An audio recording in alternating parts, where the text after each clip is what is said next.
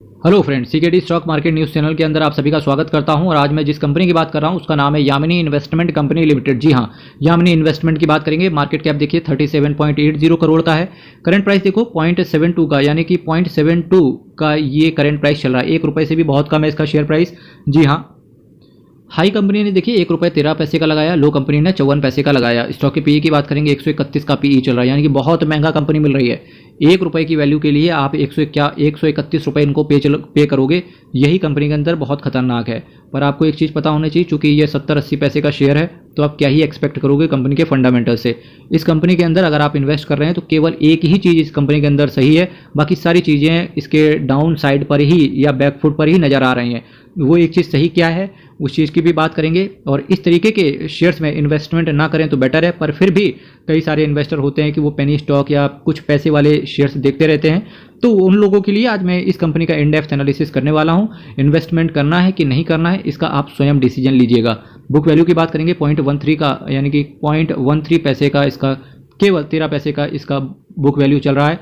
Dividend company नहीं देती है। Return on capital employ, return on equity देखो 0.42% का है, रिटर्न ऑन इक्विटी 0.31% का है। फेस वैल्यू देखिए 1 रुपये का कंपनी का फेस वैल्यू है। Yamini investment company is engaged in investment like loans and advances and investment से रिलेटेड कंपनी ये काम करती है। देखिए अभी तक कंपनी के अंदर कुछ भी अच्छा नहीं है, कंपनी के अंदर सब खराब ही खराब है। कंपनी के अंदर सबसे अच्छी चीज़ क्या है पता है क्या? कंपनी ये जो ऑलमोस्ट डेट फ्री है, कंपनी पूरी तरीके से डेट फ्री है, कोई कर्जा नहीं है। अब कर्जा नहीं है तो इससे क्या फ़ायदा होगा? इससे ये फ़ायदा होगा जब कंपनी के ऊपर कर्जा नहीं है, बाई चांस ये कंपनी कल को बैंक्रप्सी के लिए या NCLT national company law tribunal, company के जितने भी केसेस होते हैं वो सारे जाते हैं एनसीएलटी के पास। वो जनरली जो तुम्हारे पास जो ये सिविल कोर्ट वगैरह होती है, यहाँ पर इनके केस नहीं जाते हैं। कंपनी के केस के लिए अलग अलग कोर्ट बनाई गई हैं, वो उनको बोलते हैं हम एनसीएलटी और एनसीएलटी। जब मैटर एनसीएलटी से नहीं संभलता है तो वो चला जाता है एनसीएलटी में, यानी कि नेशनल कंपनी लॉ एपोलेट ट्रिब्यूनल। ये काम क्या करता है? ये जो एनसीएलटी है is just like a supreme court and NCLT just like a high court. तो इस तरीके से आप इसको देख सकते हो।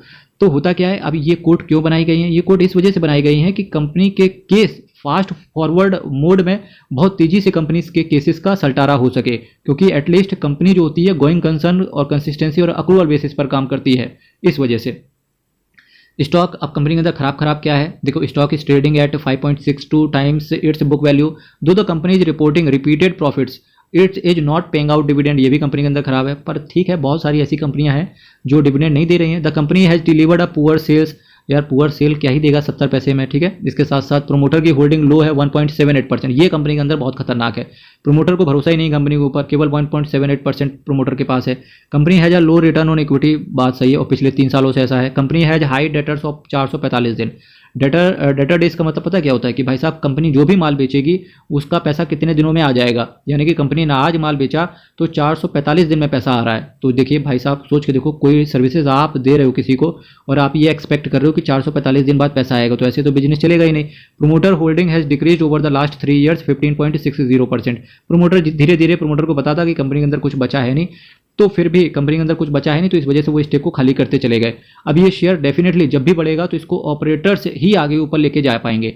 तो डेफिनेटली अगर आपको ऑपरेटर्स से के साथ पैक होना है या आप ऑपरेटर्स को पैक कर सकते हो, तब आप इस शेयर को देख सकते हो। इसके साथ साथ सेल से देखिए 2.14 करोड़ से जून क्वार्टर में इसका सेल 0.66 करोड़ का हो गया। प्रॉफिट देखिए, प्रॉफिट पहले निगेटिव था, उसके बाद फाइनली इनका 18 लाख का जो है प्रॉफिट बिफोर टैक्स आया, और उसके बाद में नेट प्रॉफिट देखो 0.13 यानी कि 13 लाख के आसपास का नेट प्रॉफिट रिकॉर्ड किया। ईपीएस कंपनी के पास कुछ है नहीं।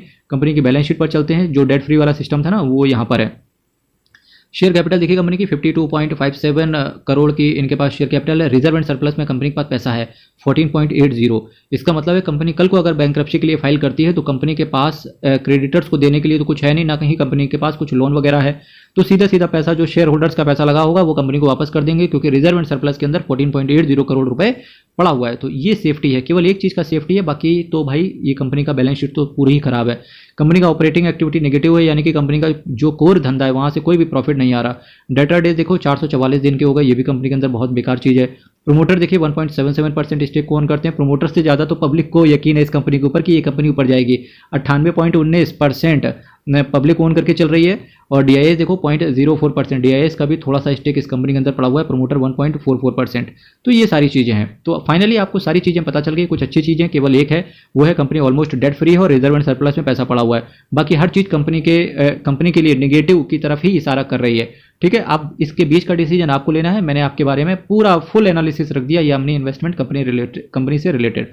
हर हर महादेव। चैनल को सब्सक्राइब कीजिएगा। अयप्पा शरणम। बहुत बहुत धन्यवाद।